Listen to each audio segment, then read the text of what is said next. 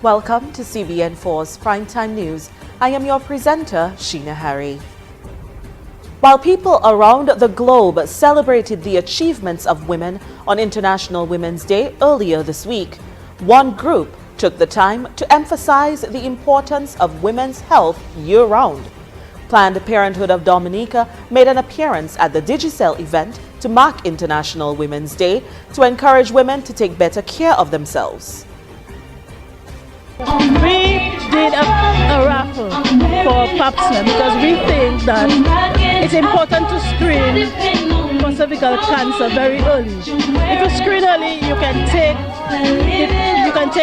treatment early and avoid cervical cancer. But if you don't, and it's already in the stage where you cannot take care of it, then you're going to pass from cervical cancer. So I think pap smear screening is very important, and it's something that needs to be taken care of as early as possible. And that was Marilyn Richards, who is the director of Planned Parenthood. Richards went on to say that the screening should be done annually, especially for those who have had abnormal cells show up on previous tests. And she also emphasized the importance of wellness, but not just for women. Importantly, and reproductive health is very important where women are concerned, actually men too, and so we'll be targeting the men. The Dominica Planned Parenthood offers discounted services to the public, including a variety of contraceptives, natural family planning advice, pap smears, pregnancy tests, blood pressure and blood sugar testing, weight check, breast exams, counseling, emergency contraception, pre- and post-HIV counseling, among others.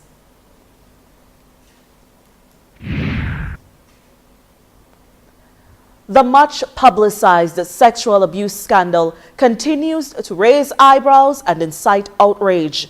Well-known local priest, Father Franklin Coffey, admonished those involved in sexual abuse, and not just the 3 prominent men charged in the latest scandal, but all those who have ever been perpetrators of abuse, including his own colleagues. And wherever there is abuse, it is wrong. We cannot tolerate it. And, even within the church, we have had our own problem and so on.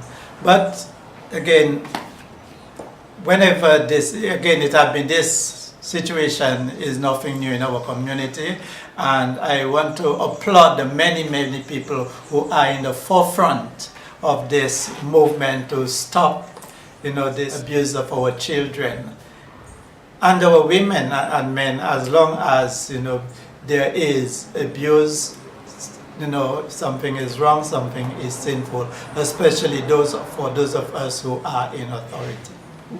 What message do you... Father Coffey said that as a member of the Respect for Life movement, Redemptorist Priests, and head of the Committee for Social Justice and Peace in Dominica, he asks those who have inflicted hurt on others to seek forgiveness and mercy, and to those who have been hurt to seek the counseling that they need.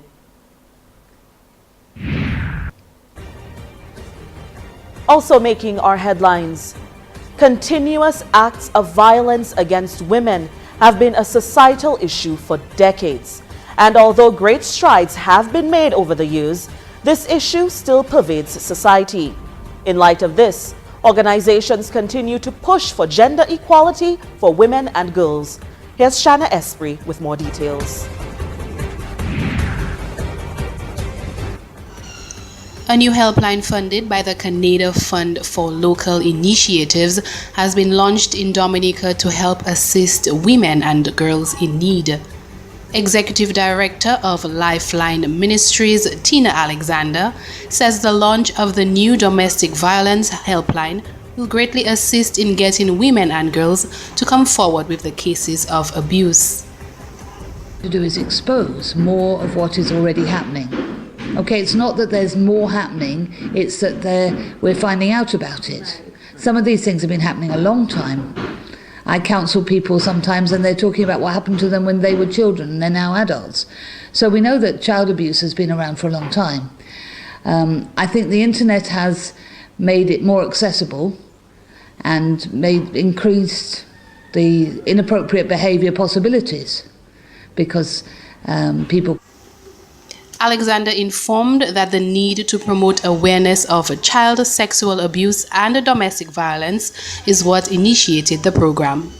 Report it, and also to help them understand that it is possible to recover from the effects of it. And so we did 7 workshops all around the island on recognising abuse, reporting abuse and recovering from abuse. And at the end of that we were able to launch this helpline where we've trained volunteers to answer the phone, and then we've set up a system whereby all those responders are supervised by a professional.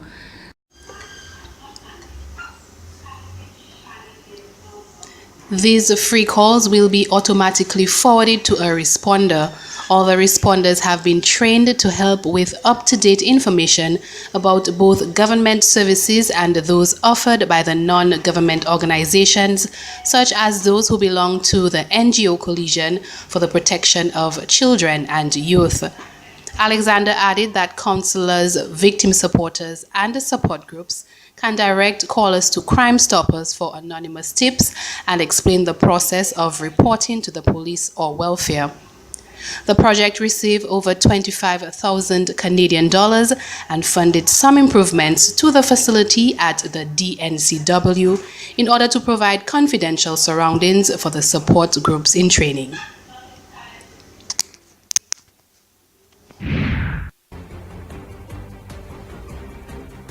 Despite the ongoing attempt to educate the general public about HIV and AIDS, there remains a stigma attached to that diagnosis. New coordinator of the National HIV and AIDS Response Unit, Alison Samuel, says this is a grave concern. Promiscuous, like people like to say, they looked for it, and those kinds of things. Until we can get past that point, discrimination will continue to be with us. And we continue to educate as much as we can. We start from schools, we go to community groups, we go to workplaces, we speak with professional groups, and we still find that people continue to say, if my relative, my friend is HIV positive, that right away they begin to draw a line. Samuel says that families and friends continue to alienate those who have been diagnosed, failing to understand that basic day-to-day interactions cannot cause the transmission of HIV. And she states that not only relatives and friends ostracize the individuals, but the patients condemn themselves. I've been saying that for years now, that being HIV positive, it is not a death sentence. There are a number of people who still think that if they become HIV positive, they are dead in 3 to 6 months. We are saying that being educated about HIV, this is one of the keys to making informed decisions about your sexual health. And Samuel continues to urge everyone to get tested to know your status. And she assures that that is the only way to live empowered, avoid spreading the virus, and receive treatment.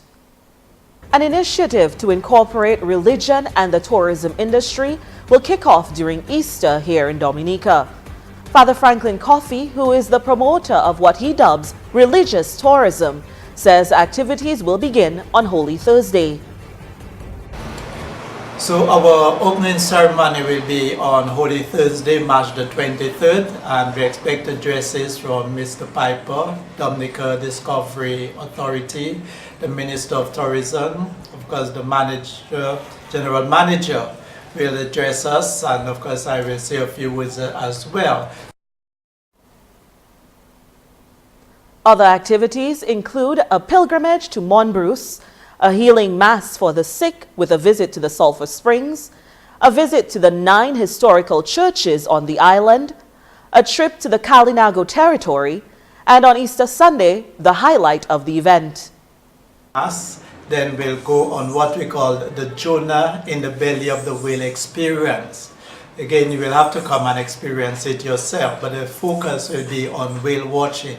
We will try to create, what happened. Father Cuffey says this journey will be one of faith and wellness and is hosted by the Fort Young Hotel. However, he will be providing guest houses across the island with a booklet to educate them on this new venture.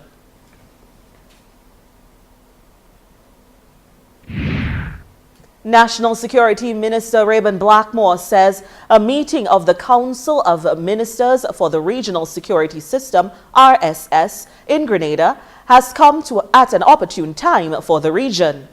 The security ministers were scheduled to meet in Grenada on Wednesday. Blackmore stated, "It is important to note that regional security system from its inception has effectively enhanced the capacity of the region to respond to security threats and natural disasters." The passage of Tropical Storm Erica was a perfect example of how the RSS provided tremendous assistance and support to the people of Dominica, Blackmore noted. Blackmore added, "The influx of sophisticated illegal firearms also poses a tremendous challenge for every member of state within the RSS catchment. The issue of illegal drugs, namely cocaine, is something that needs to be confronted as a regional security threat, and that's according to the security minister." Blackmore also mentioned his concern with regards to the cross-fertilization of crime, adding that persons who trade in illegal drugs also do the same with firearms, which is a tremendous concern for security ministers within the region. And according to Blackmore, we have to ensure that mechanisms are put in place in order to combat those challenges. Also in the news, much needed help continues to pour in for the survivors of Tropical Storm Erica, and the Rotary Club of Dominica continues to be a key contributor. And once again, here's Shanna Esprit. The students from the pitted Savannah Primary School, who are now being accommodated at the Teachers Training College building, will now enjoy the luxury of a multi-purpose room donated by the Sandals Foundation in partnership with the Rotary Club of Dominica.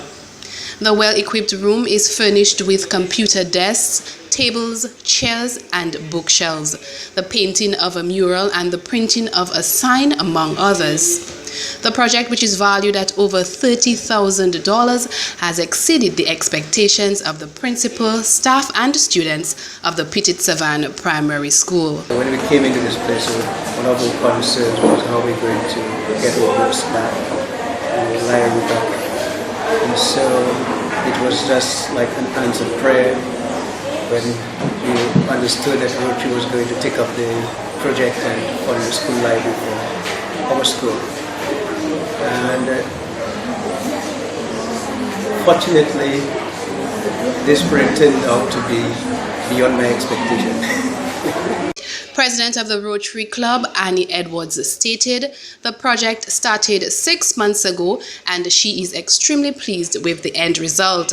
She also added that the aim behind this well-thought-of project was to give back to the students who had suffered so much loss after Tropical Storm Erica. Bring some hope to the students and show them that there are people who care about them. And so a lot of attention and detail went into doing this to make sure everything was done perfectly. We selected the shells properly, the colors for the shells were well selected, the colors of the paint. It was a collaboration between the principal and the Rotary Club, but we all went together, even the paint for the wall. Over $22,000 worth of supplies were provided by the Sandals Foundation and its partners in the form of 8 desktop computers, 1 laptop, printer provided by Dell at a discount, projector and screen. Scholastic Book Fairs donated over 361 books and provided a substantial discount towards the purchase of additional workbooks and other educational items. Tropicaz Africa donated school supplies and toys, while Dell School Specialty donated over $8,000 in school, sports, and art supplies. A mural was also placed in the multi-purpose room, reminding the students of the place they once called home. The community of Petite Savannah was severely damaged by Tropical Storm Erica, which transformed the lives of many. With homes destroyed and the village declared a disaster zone, many had to evacuate to other areas on the island. Today, the students of that community are attending school at the Teachers Training College and have succeeded in settling in their new location despite the odds. Acting Chief Education Officer Melina Fontaine said staff and students of the Petit Savan Primary School have settled in their new location and are going about the business of teaching and learning and succeeding very well in doing that. And she made her comments at a function for the opening of a multipurpose room at the new location on Wednesday. Fontaine informed that the students excelled at the last national assessment conducted in October of 2015, just 1 month after the passage of Erica. The result of the assessment revealed that the students read at or above their grade level. The national assessment, which is administered in October, showed that in the grade 4 national assessment, 100% of the students, that's all 7 of them, achieved grade A in reading, meaning that they were reading at or above grade level, she stated. The same results were achieved at the grade 2 national assessment, with results showing 100% of the students achieving grade A in reading. And that takes us to the end of this edition of Primetime News. If you've missed any of the stories, you can catch up by visiting our website, cbn4.com, or our Facebook page. As always, thank you for watching.